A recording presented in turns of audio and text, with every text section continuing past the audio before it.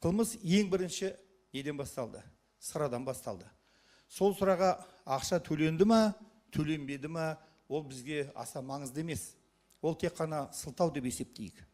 Бірақ төбелестің басталуына, жас баланың тәрбиесін дұрыс жүргізбегеннен ба, ол баланы әкесі саудаға араластыру қажет емес пе деп ойлаймын, бірақ әрбір семьяның өзінің қолында, бірақ соған байланысты болды ма деп қорқамын.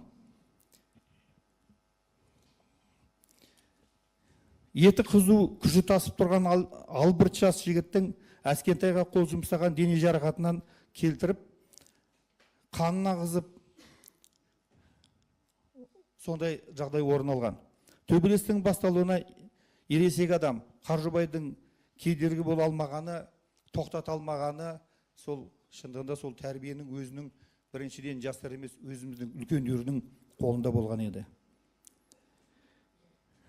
Құдықтың ішіндегілердің басқасының бәрі ақылды дейді. Ол жерде арасында болмағаннан кейін әрине біздер